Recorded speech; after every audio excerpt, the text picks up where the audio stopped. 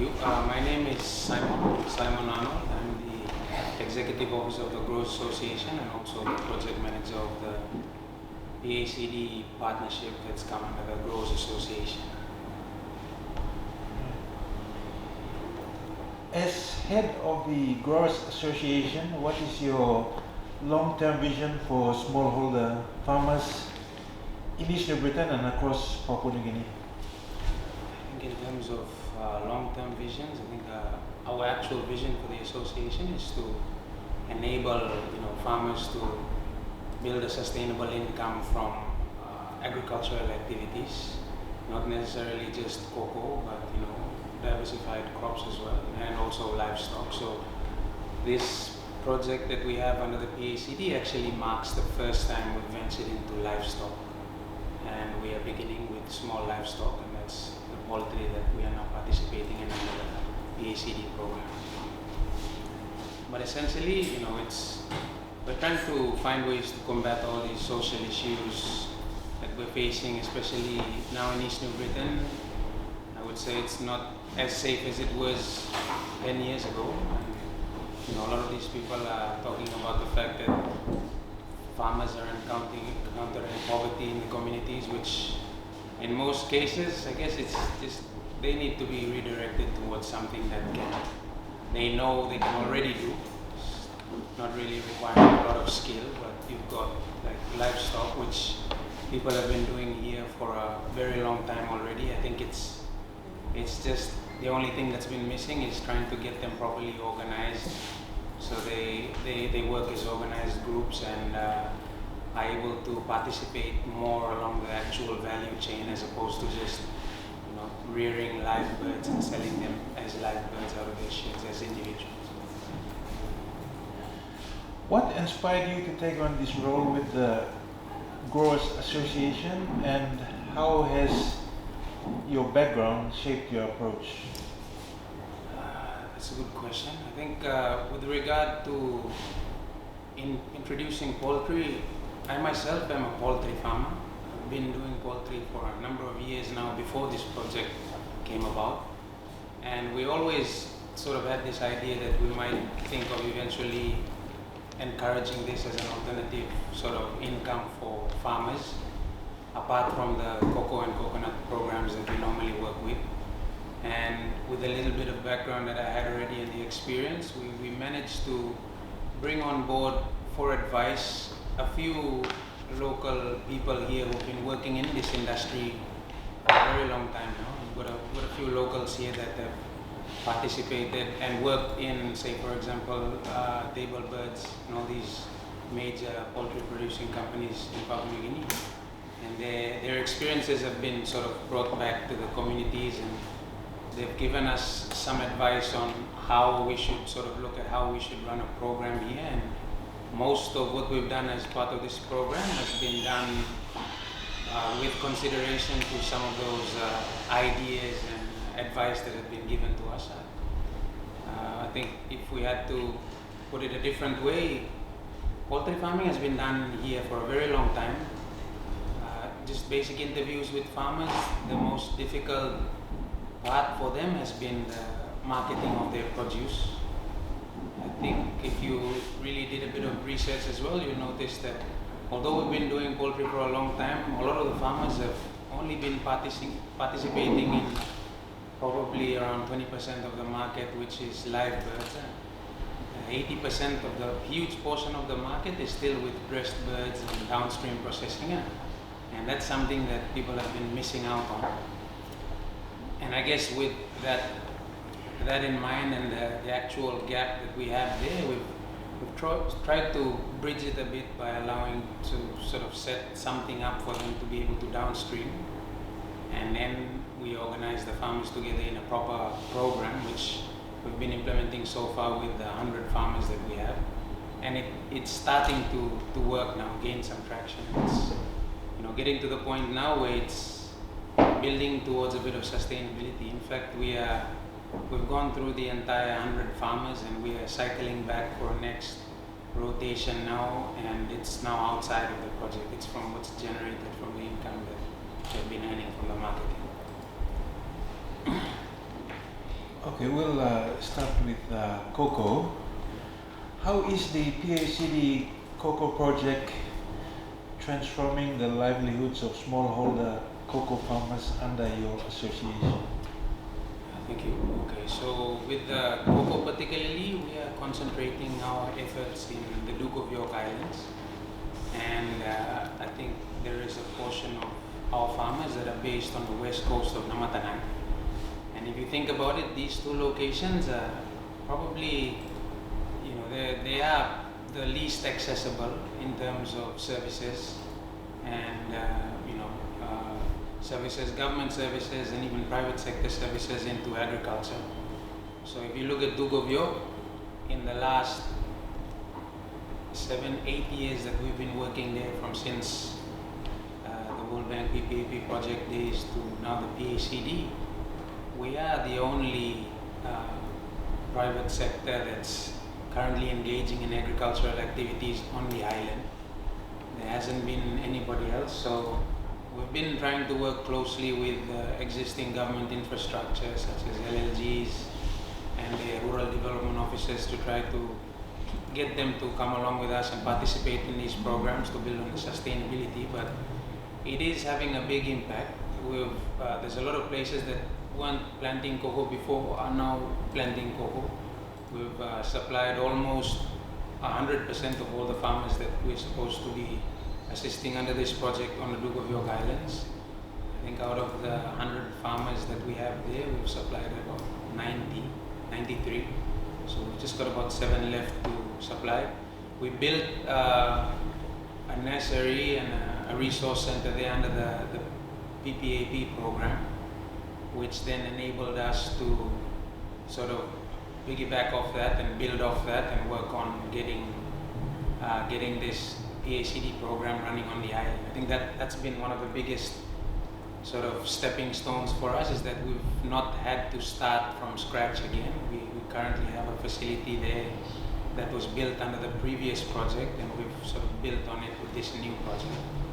So we're pushing a lot of cocoa back onto the island. There's a lot of rehabilitation going on with existing cocoa.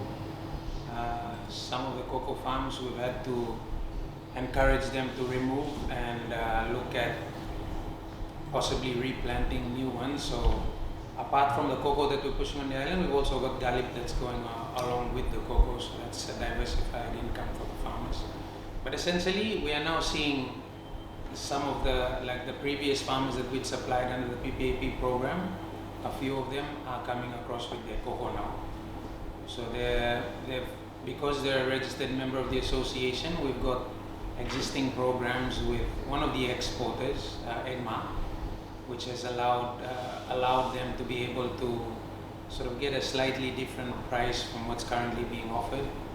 So we've got this arrangement with Agmark that we call the COCO aggregation program, that allows them to be able to get something, a bit of a margin on top of what they're currently being offered. In most cases, I think minimum of about 10 kina difference in the pricing, and there are times when the margins can get quite large.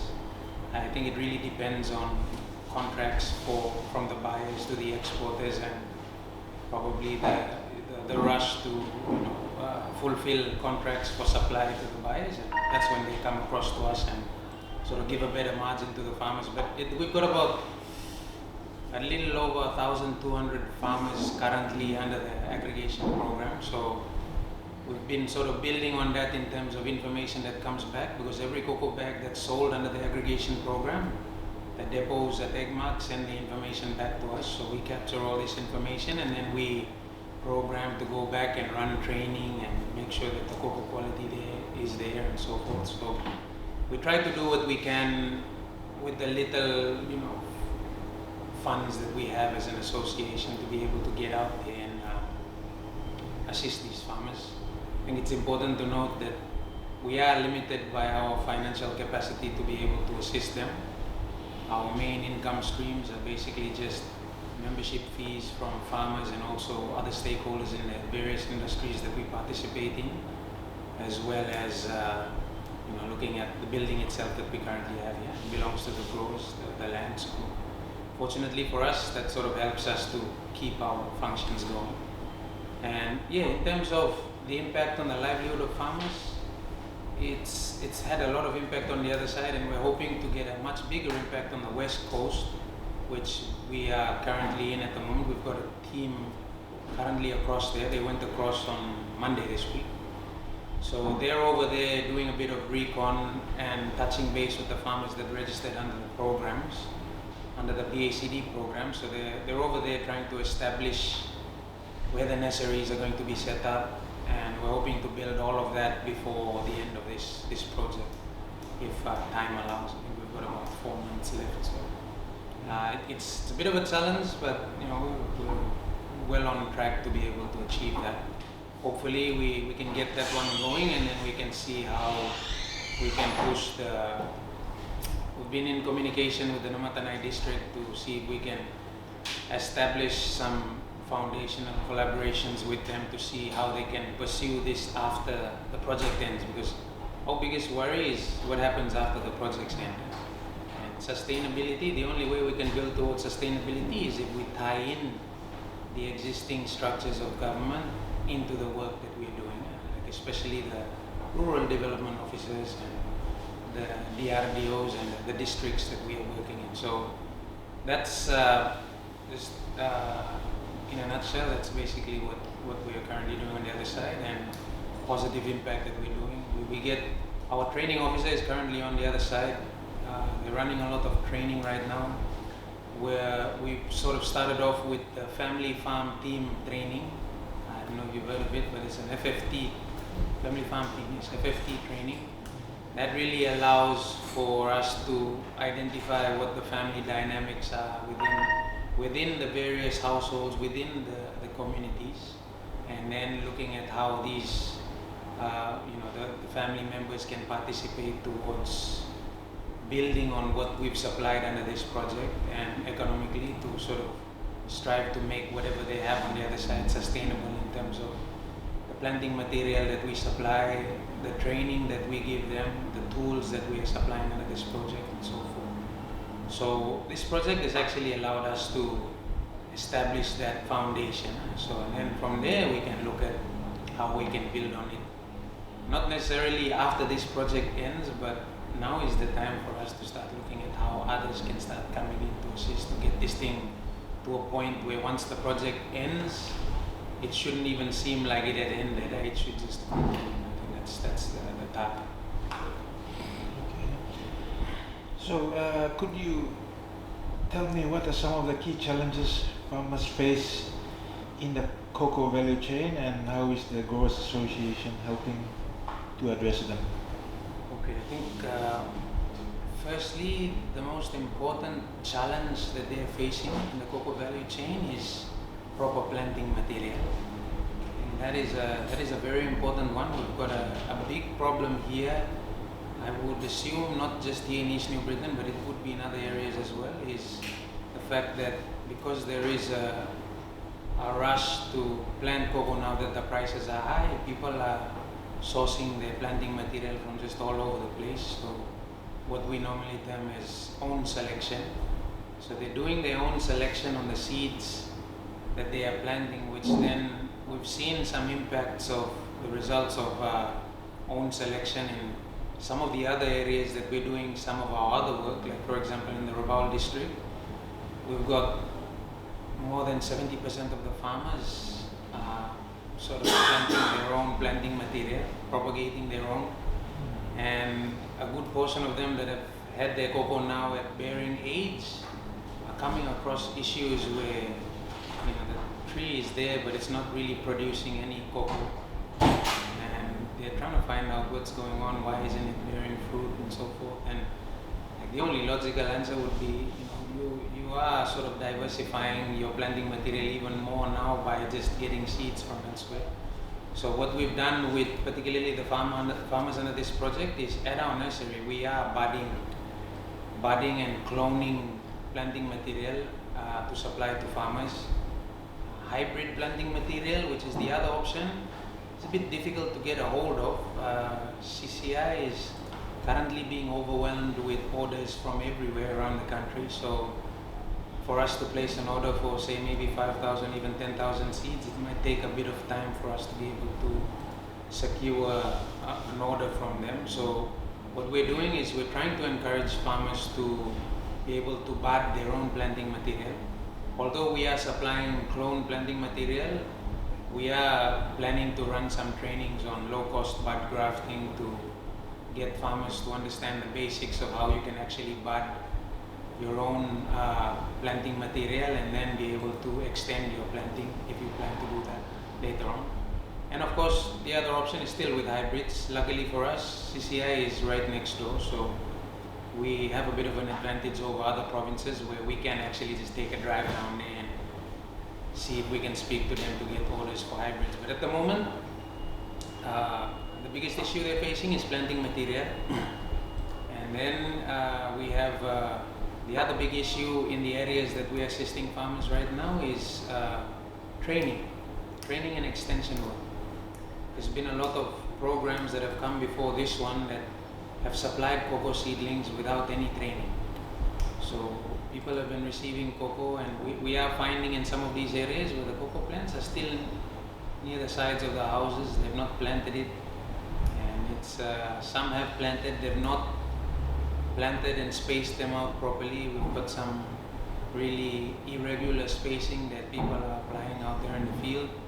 And these are results of the lack of proper advice and training and awareness. So we are going out there to run a lot of training around the cocoa itself, all the modules covering block preparation, nursery establishment if they want to establish nurseries, and even things like chemical health and safety. So the proper use of chemicals, I think that's a big one. We've actually, in the previous project under the PPAP, we got FarmSet to run some TOT on proper usage of chemicals, signal headers and so forth, so that we can go and explain it to farmers, because we find a lot of farmers don't really understand the signal headers on the containers.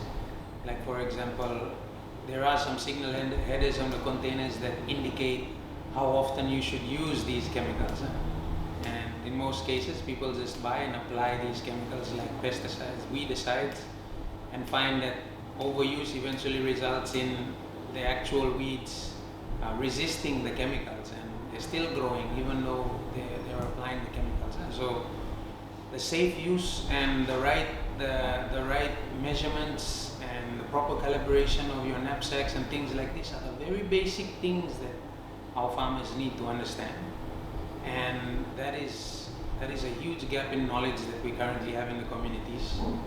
You probably find 1 out of every 100 people know how to properly read these containers and so forth. And of course, the proper storage side of things. Like we've had a lot of situations over the years where people don't store their chemicals properly, and there is a very real risk of consumption of these chemicals if they're being stored without water containers and things like that in maybe, say, for example, your kitchen setting, which in a village setting, you've got a lot of people just store most of their stuff in the areas where they sit and live. There is no proper storage. So that's what we are encouraging people to do now, is if you are going to use chemicals, we don't necessarily encourage people to use chemicals, but it's difficult for us to stop them from using chemicals. So that they are using the chemicals, at least we teach them how to properly use the chemicals and so forth. So that's not just on that. We are planning to do, as we get towards the later part of this program, to look at a bit of financial literacy and getting them to become a bit more financially inclusive, finding out if they've got bank accounts or not. I think with cocoa, it is a bit challenging in the sense that cocoa is a crop that you don't necessarily see the product of it straight away.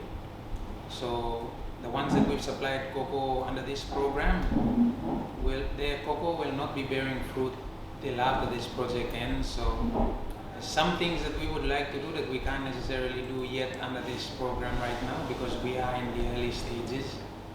Maybe once the cocoa starts bearing fruit, and that's when some of the other trainings that apply at the harvesting and the cocoa quality side at the harvesting level then come into play. So we are the farms that we are running cocoa quality and harvesting training on are places where they have existing cocoa farms.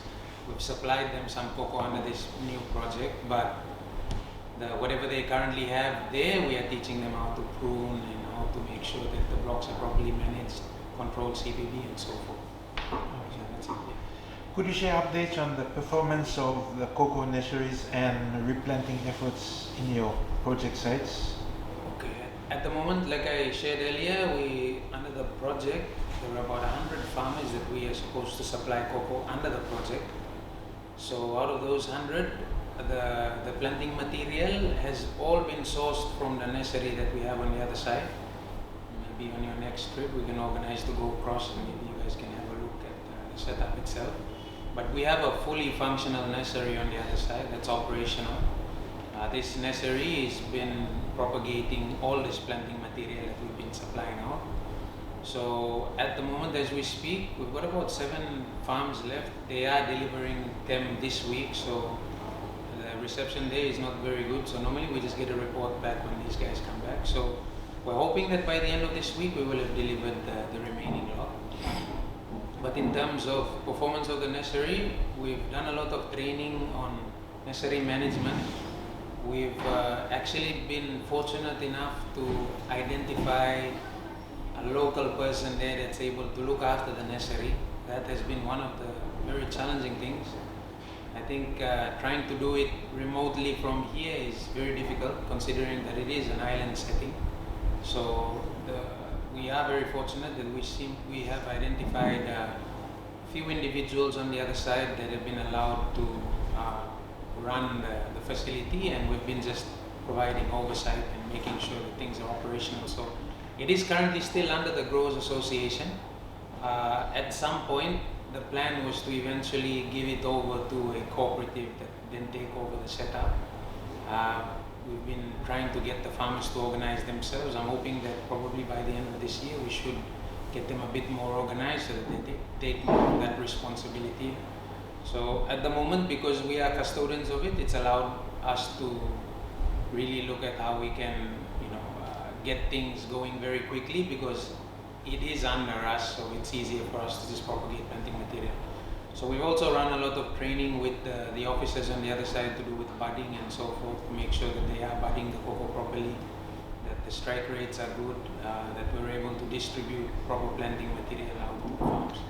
So our nursery on the other side has a properly set up budwood garden that we collect budding material from to bud the plants. So we've got quite a few of the varieties that were put out as clones that we planted in the budwood garden. Unfortunately, our budwood garden is still pending certification from CCI, but what we've done there is already pretty much met most of the requirements. We just need to bring them across to get it certified. But the planting material that we're propagating is proper planting material, proper clones that we're budding and we're supplying out. So what we're also supplying out is also dependent on what type of clone planting material is being preferred by farmers, because in different areas clones perform differently. So based on those information that are being fed to us by the farmers themselves and also from our officers that have been doing work there for a little over 6 years now, I think we've identified what type of clones perform best in those kinds of environments, and those are the ones that we are propagating for supply out to the farmers. Okay, we'll come to the next section on poultry and diversification. The poultry initiative supported by the Growers Association has gained attention in East New Britain. Can you tell us a bit more about this project? Thank you. Okay, under our PACD partnership, one of our components is to do with poultry farming. So we've got about 100 poultry farmers that are located in 4 different cluster groups within East New Britain, particularly here in the mainland. So we've got a cluster group up at the Central Gazelle, Remberlibuan area, and then we've got a cluster group at the Toma Wonadidir area, and then we've got the third cluster group here in the Ralwana LLG area, and then we have a final cluster group that's situated in the Bitapaka area where the processing facility is set up. So when we first started this program, initially it was just the idea was to supply poultry produce to farmers. We didn't, we were all banking on the fact that there would be a possibility that we could bring our produce up to Budal to get it processed. But as sort of time went on, after we signed the agreement, we then realized that Budal would have its own project as well and have its own group of farmers, so the opportunities might become a bit limited for us to be able to take our produce all the way from here up there. So we decided that we might as well build something very basic that can help at least properly process the farmers' produce and then be able to sort of get them to get to market. And so in terms of where we've gotten them so far, under the project we supplied them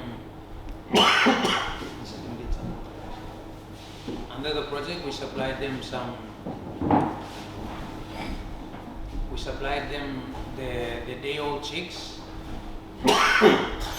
We also supplied them the stock feed, and we expected the farmers to build their own poultry sheds. We got them to try to standardize it to basic dimensions in terms of being able to have enough space for at least one box of chickens to be able to be reared in a shed. So a lot of these farmers had already had existing poultry sheds there, so we had to just go back and do a bit of an inspection to see how these sheds, whether they complied to some of the standards that we had to start this off. We do have plans to eventually get to a point where we can standardize these sheds so that everything is to standard, but at this point, to start off this project, considering that we only had 16 months to get something off the ground, we had to go with whatever facilities they currently had, and we just did a basic compliance check to make sure that it was a shed that was built to allow for chickens to be reared in them, and that it would be meet some of the requirements for some standards to be set at the farm level.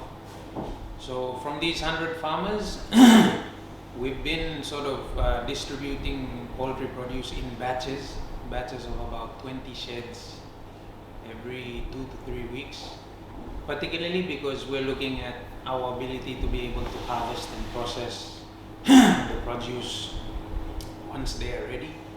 So while we were looking at getting the farmers organized, we supplied them their tools. So the farmers have actually received tools, they've received day-old chicks, and they've received stock feed. So everything to do the first round of 100 farmers. So we've since supplied about 100 of those farmers. All of them have been supplied now.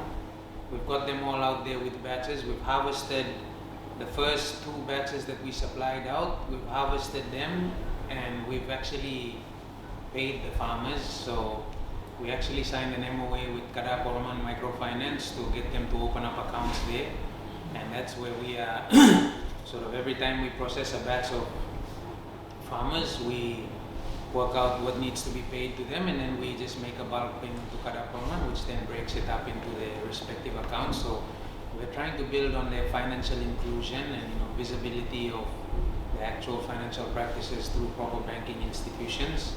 So we've started off with Kadaporoman, and they each have accounts there. So basically, the concept that we're employing is a very basic concept. It's similar to what's being done in other parts of the country. We're looking at a contract farming sort of situation where the farmers are actually just rearing the birds on behalf of the project at the moment, but the project is designed in such a way where there will be a producer organization set up, which will then assume the responsibility of the project. So basically, the farmers are rearing poultry produce for the project, and they are being paid a labor cost for their efforts to look after the produce. So once they're harvested, we weigh the chickens, we get their weights, and then we base it on the numbers, and then we have some rates there that we've worked out in terms of being able to cover the costs and make this thing sustainable.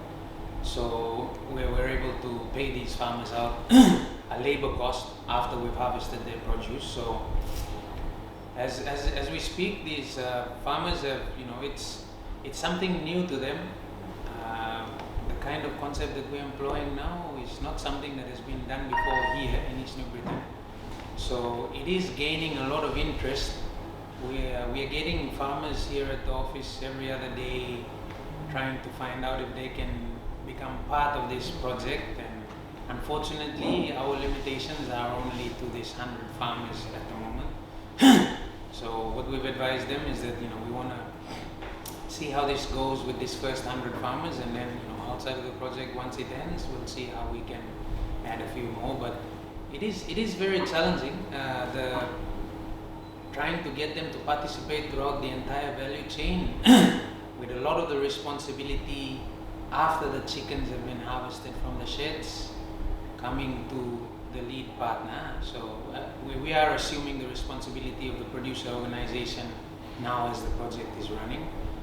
But it has sort of given us an opportunity to see how we can get the farmers from the farm level all the way to the shops or to the markets and so forth with their produce, which is something that was never really possible, particularly because the farmers were never able to work together as organized groups. And I think the key is organizing them as groups. So if you think about the way we've been doing the marketing as well, is we've tried to market it with our target audience specifically being the farmers themselves.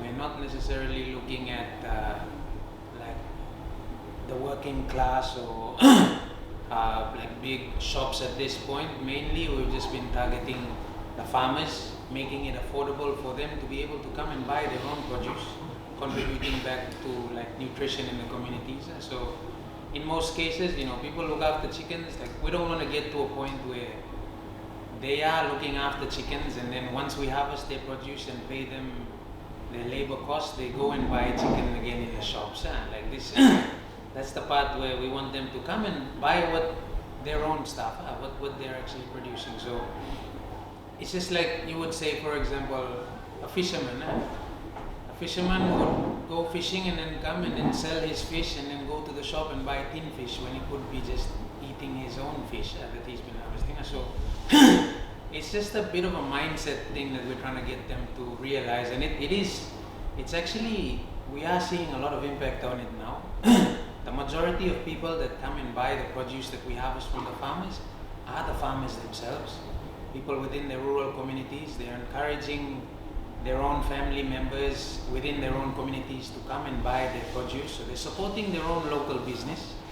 So it is starting to gain a bit of traction now, and we're hoping to basically use this project as a model that we can then use to probably scale up later on, either through another project funded through various means or through the government of the day, or even get this group to get them properly organized to the point where they can then see it as a serious business, and there's nothing stopping them from taking out a loan and trying to get this thing moving on their own. So the sky's the limit to the options that are available after what we've established. I think the key thing is that the PACD has allowed us to establish the foundation that is required for these farmers to be able to see what the full value chain looks like. I think just opening their eyes to the possibilities that are available once we establish a processing facility has really triggered something amongst the farmers, and the actual perception to poultry farming has completely changed. We've got farmers that practically live in their poultry sheds looking after their produce. So it's getting to a point where the concept has really allowed the farmers to learn new things, like we're encouraging them to record and keep their own data, like on growth and yield and so forth, so they can monitor their produce. So it is opening their eyes on so many other possibilities and the impact it has on the community here.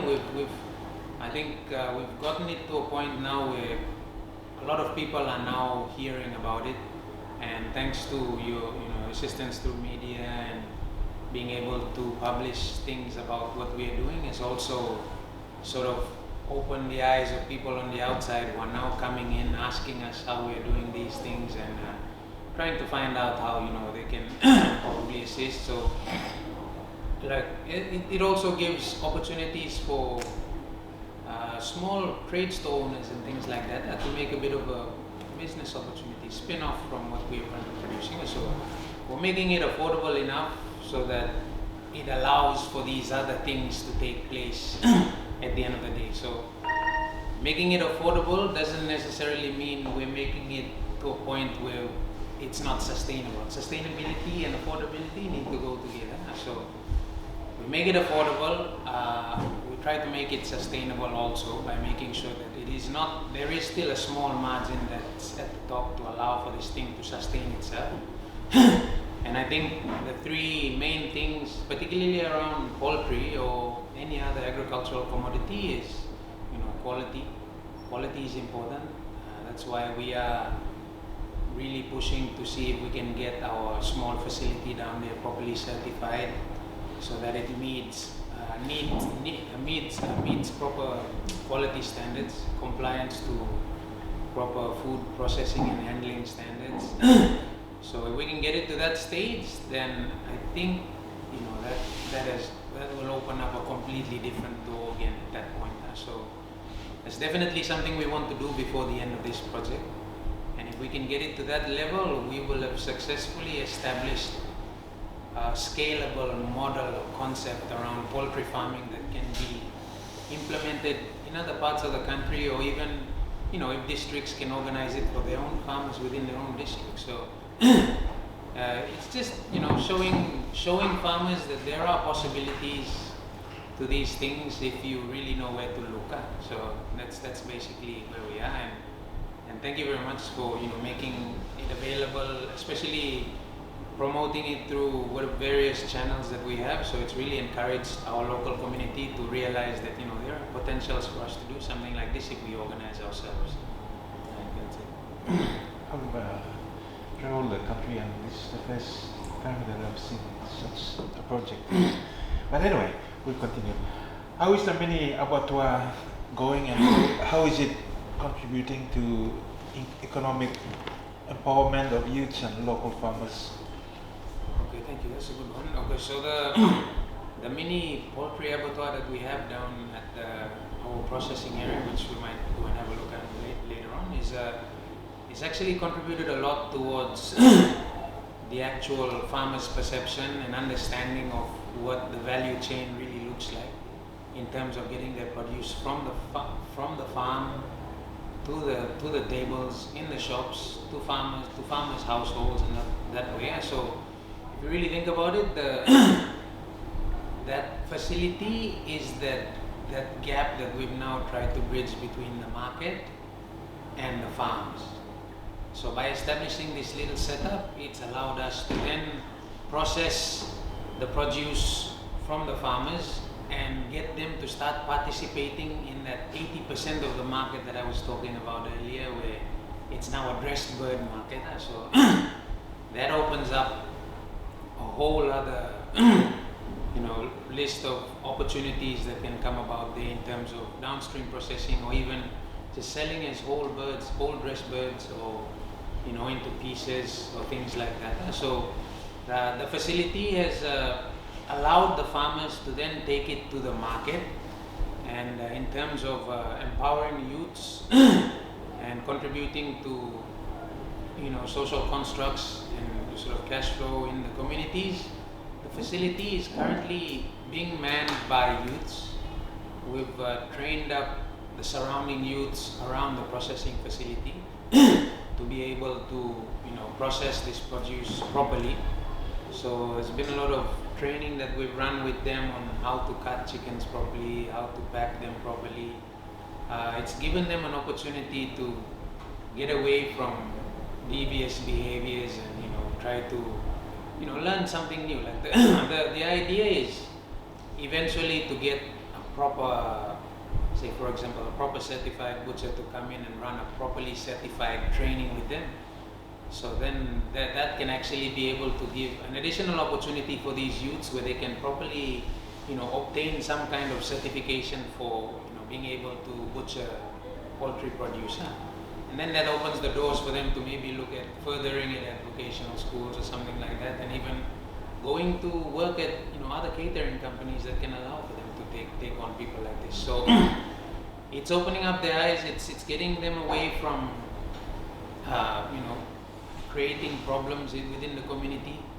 The community around the facility is actually a lot safer now that we've engaged these youths, mainly because they are now participating in it, and they can see that they are benefiting in terms of bit of remuneration for their efforts, and just simply participating in it has opened their eyes to so many other things as well. They are mostly unemployed youths, mostly youths with minimal education. Most of them have dropped out maybe in primary school yet, or I don't think any of them have actually gone to tertiary level. Most of them have been just not even secondary, just primary level.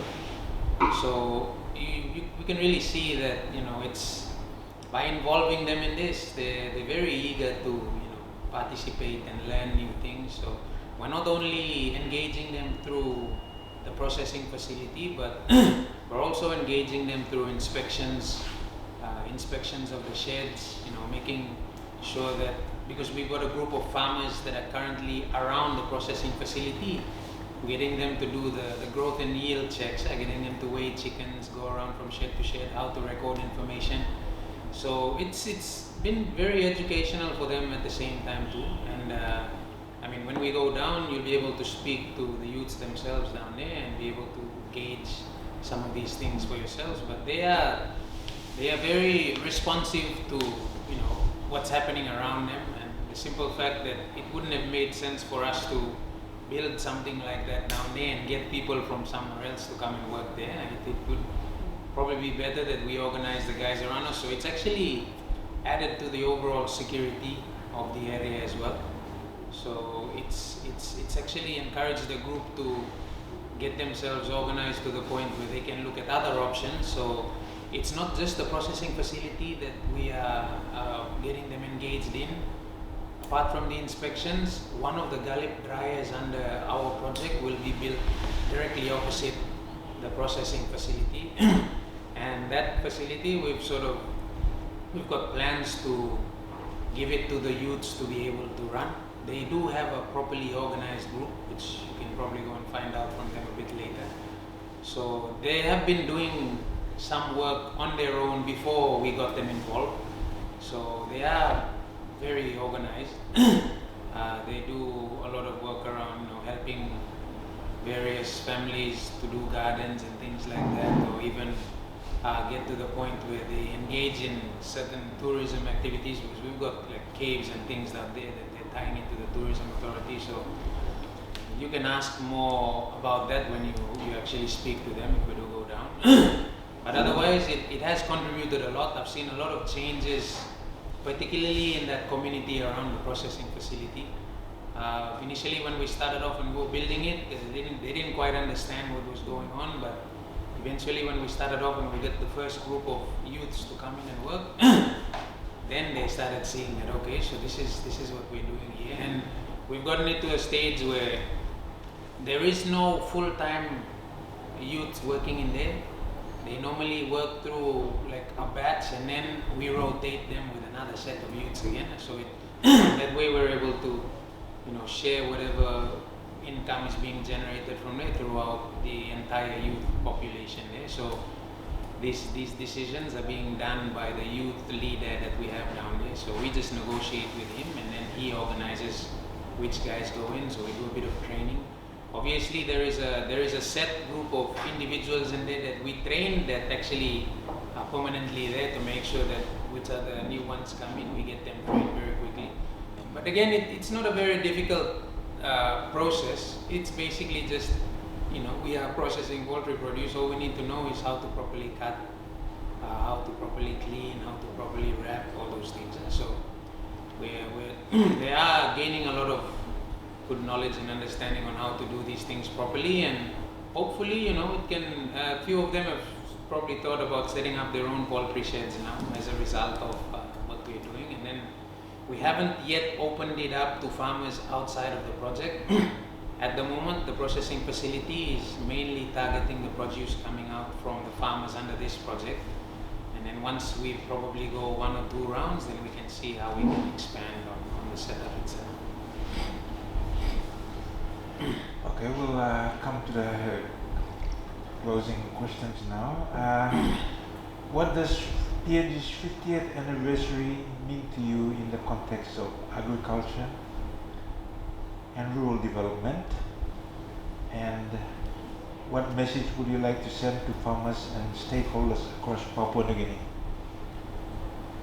That's a very interesting and important question. I think if you think about how far we've actually come in terms of agriculture, in the last 50 years, if you really seriously look at the different commodities that we've had, I think we have a very long way to go yet. I think we've mainly been concentrating around primary production, that's all. We really need to look at how we can progress towards downstream processing of the various commodities. We've been doing COCO here for well over 50 years already, and we've still not gone into downstream processing. These are some important things that the government needs to look at. And the communities that we have, there's so many opportunities that can come about if we can progress it to the next stage. And although regrettably we've gone through 50 years now of independence, I think these are some things that can really, take us to the next level. After we look at, we're already able to produce the primary produce, why not look at how we can downstream process and add value? I think adding value has been one of the biggest challenges, and what we are showing right now under this project that we have is the simple fact that adding value doesn't necessarily have to come from the top down. You can add value at the farm level, like what we're doing right now. So we are already adding value to the produce that's coming out of the poultry sheds just by setting up a small processing facility like this.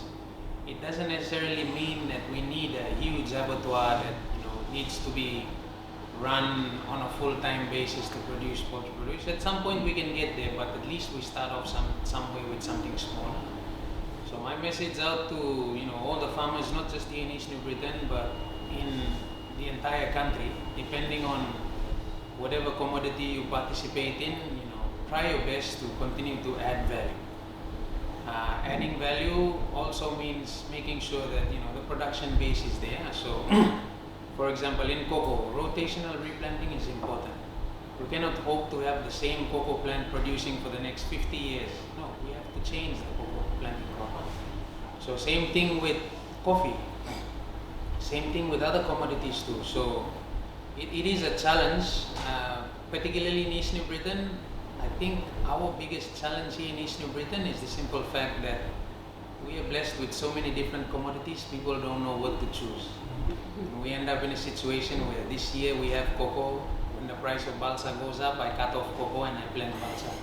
And then when the balsa drops, I go back to cocoa again. So we need a bit of consistency too on the types of commodities that we are planting. So proper land use planning is a very important thing that we must have within our communities. There's people with a lot of land, but they really don't know how to properly plan the usage of that land. So having various commodities so that you have an alternative crop at any given time is the best way to go. So like for example, here in East New Britain, most of the farmers here are sort of a cocoa-based farming system is what we try to encourage, because cocoa is one of the primary crops here, cocoa and coconut based. And then we've got things like poultry that can add on the side, or even garlic that can go on the side. So I encourage farmers to think outside the box, find ways to add value to what you currently have.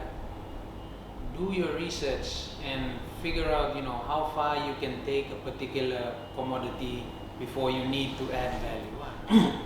So like a classic example, now that we have, I'm going to go back to cocoa because this is one of the things that we do a lot of work in.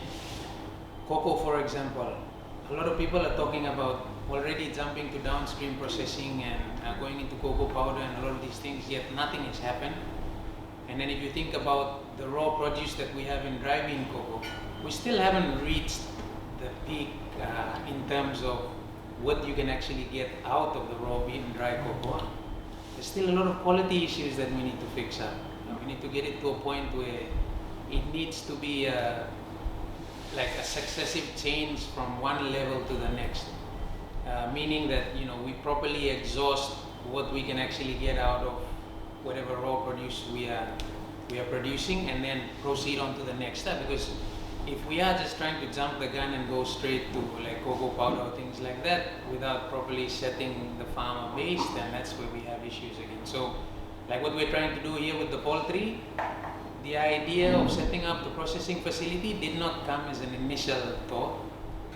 It was already there in the background, but we decided that we should look at addressing the farms and getting them to produce poultry produce first before we build something to help them get to the next level. So I think it's a general message is to continue to think outside the box, find ways to improve on the quality of whatever produce that you're producing.